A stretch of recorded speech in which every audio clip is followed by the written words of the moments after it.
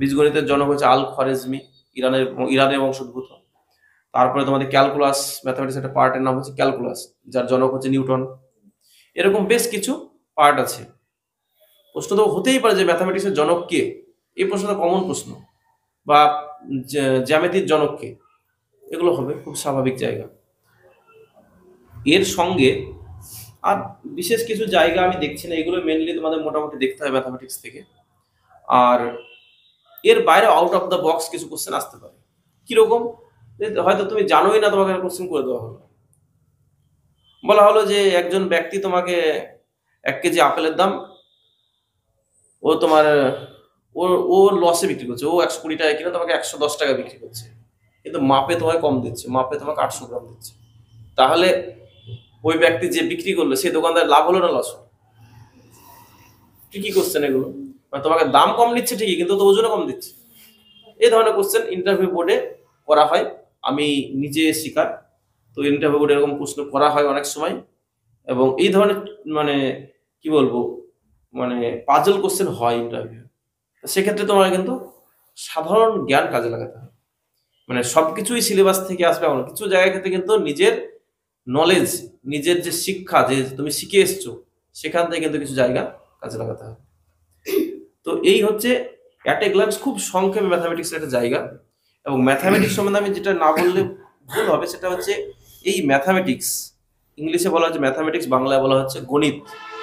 এই ম্যাথামেটিক্স শব্দের উদ্ভব, উৎপত্তি, এটাও কিন্তু ওই যে প্রথম যে চ্যাপ্টার সেখানেই আছে, যেটা ম্যাথা মাটা কিংবা ম্যাথিন দুটোই বলা আছে। দুই ধরনেরই কিন্তু মতবাদ আছে, দুটো থেকে উৎপত্তি হয়েছে এবং দুটোর উদ্দেশ্য কিন্তু একই। তো সেই জায়গাটা তোমরা দেখে নেবে। তাছাড়া ম্যাথামেটিক্সের মোটামুটি যে গ্রাউন্ড বললাম, কন্টেন্ট আর বললাম পেডাগজি, এ মোটামুটি ইন ব্রিফ ম্যাথামেটিক্স একটা জায়গা।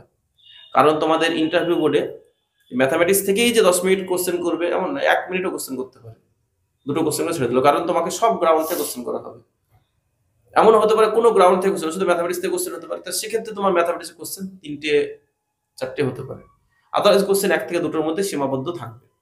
এটা আমার ধারণা প্রাইমারি ক্ষেত্রে, কারণ সময়টা তো খুব লিমিটেড, সময়টা তো খুব শর্ট, যত কম সময়ের মধ্যে খুব বেশি কোশ্চেন করার জায়গা নেই।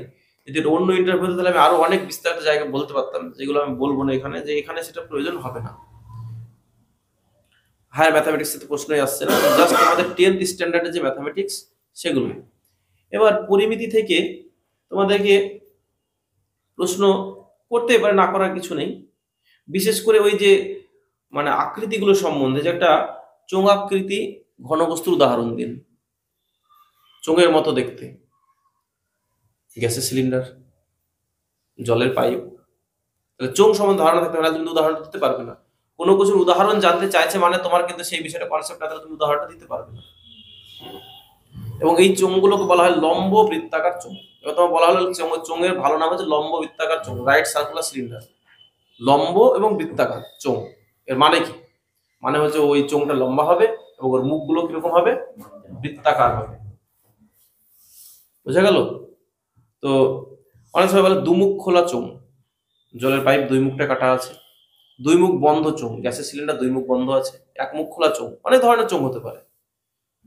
শঙ্কু থেকে উদাহরণ চাইতে পারে, যে শঙ্কুর উদাহরণ দিন। তাহলে শঙ্কু কিরকম জিনিস? শঙ্কু যেটা উদাহরণ দিলে তোমরা ভালো বুঝতে পারবে, বিয়ের টোপর যেমন হয়, কুলপি হতে পারে। কিন্তু সেক্ষেত্রে কি হবে, ওপর থেকে এটা এরকম হবে, কিন্তু মাথাটা কিন্তু একদম মানে কাটা হবে, মানে ওই তলটা কিরকম হবে, তলটা কিন্তু সমতল হবে। বোঝা গেল যে এইরকম হচ্ছে, কিন্তু এই জায়গাটা কিন্তু প্লেন, ওর মুখটা, কারণ ওটাও একটা বৃত্ত। বোঝা গেল? এবং এই ধরনের ঘনবস্তুর দুটো তল থাকে, একটা হচ্ছে পার্শ্বতল বা বক্রতল, আর একটা হচ্ছে ভূমির তল। চোঙের পার্শ্বতল কোনটা? যে বডি যেটা, সেটা যেটা বক্র অঞ্চল। আর ভূমির তল কোনটা? 2 দিকে 2টো মুখ, এইদিকে উপরে এবং নিচে। ক্লিয়ার? শঙ্কুর ক্ষেত্রে কি? শঙ্কুর ক্ষেত্রে একটা তল হচ্ছে ভূমির তল, একটা বক্রতল। ভূমির তল একটাই, বক্রতল একটা। কিন্তু চোঙের ক্ষেত্রে ভূমির তল হচ্ছে 2টো। বুঝা গেল? এরপর আর কি আছে? গোলক। গোলকের ধারণাটা দিয়ে শেষ করব। গোলক, যাকে ইংলিশে বলা হয় স্ফেয়ার। যে আমরা গোলক সম্বন্ধে অনেক পড়েছি, অনেক জেনেছি। পৃথিবী একটা গোলক, না গোলকের মতো নয়, অনেকটা চাপা, নাশপাতির মতো অনেক পড়েছি আমরা। তো গোলকের ক্ষেত্রে ধারণাটা কি হবে, যে গোলক হচ্ছে একটা 3 ডাইমেনশনাল ঘনবস্তু, মানে 3D। এবার ডি মানে কি, ডি মানে ডাইমেনশন। এবার 3Dর মধ্যে কি কি আছে, গোলক যেমন আছে, যার দৈর্ঘ্য প্রস্থ উচ্চতা আছে, সবগুলো কিন্তু 3Dর মধ্যে আছে। 3D এর মধ্যে তিনটে ডাইমেনশন, একটা হচ্ছে দৈর্ঘ্য, একটা প্রস্থ, আর একটা উচ্চতা। যে তিনটে ডাইমেনশন, দৈর্ঘ্য, প্রস্থ আর উচ্চতা। তাহলে এই যে তিনটে যার যার আছে তারা হচ্ছে 3D ঘনবস্তু। গোলক আছে, শঙ্কু আছে, চোঙ আছে, এবং আয়ত ঘনক এবং ঘনক। আমি সেগুলো একটু একটু একটু বলে যাই। ঘনক উদাহরণ লুডুর ছক্কা, দৈর্ঘ্য, প্রস্থ, উচ্চতা তিনটে ওতে থাকবে। একেবারে আয়ত ঘনক বা সমকোণী চৌপাল, ওর ক্ষেত্রেও কিন্তু দৈর্ঘ্য, প্রস্থ, উচ্চতা থাকবে। ঘনকের ক্ষেত্রে কি হচ্ছে, ঘনকের ক্ষেত্রে তিনটেই সমান, দৈর্ঘ্য, প্রস্থ, উচ্চতা তিনটেই সমান, সেই জন্য এটা হয়েছে ঘনক। আর আয়ত ঘনকের ক্ষেত্রে কি হচ্ছে, যেমন ধরো একটা বই বা বাক্স, এগুলো হচ্ছে দেখো একটা দৈর্ঘ্য আছে, প্রস্থ আছে, উচ্চতা আছে। তো এইটা হচ্ছে ঘনক। এগুলো ধারণা কমন জায়গাগুলো থেকে প্রশ্ন আসতে পারে। আর এইটা মোটামুটি জায়গা যেখান থেকে তোমাদের কোশ্চেন করার মতো জায়গা আছে।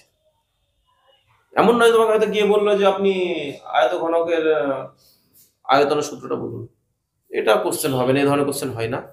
যে জায়গাগুলো হবে সেগুলো বললাম। আর আয়তন, এই আয়তনটা হচ্ছে ঘনফল, কোশ্চেন আসতে পারে। এই হচ্ছে আমার আলোচনার সামগ্রী। তোমাদের কোনো কোয়ারি থাকলে করতে পারো, মানে তোমাদের ম্যাথমেটিক্স নিয়ে যদি কোনো কোশ্চেন থাকে তোমরা জিজ্ঞেস করতে পারো। স্যার বলছে কোন বই কি মানে বলা যাবে, কোন বই আমরা পড়তে পারি? এটার জন্য তোমাকে তো ওই যে বললাম ডিএলএড এর যে বইটা আছে সেটাই দেখো, বিশেষ করে পেডাগজি পার্টের জন্য। আর কন্টেন্ট পার্টের জন্য তোমরা যেহেতু টেট পড়েছো, তোমরা সুবীর দাসকে ফলো করতে পারো। মানে সূত্র মুখস্থ করার দরকার নেই, তোমাকে ওই জায়গাগুলো দেখতে হবে, যে স্বাভাবিক সংখ্যা কি, বাস্তব সংখ্যা কি।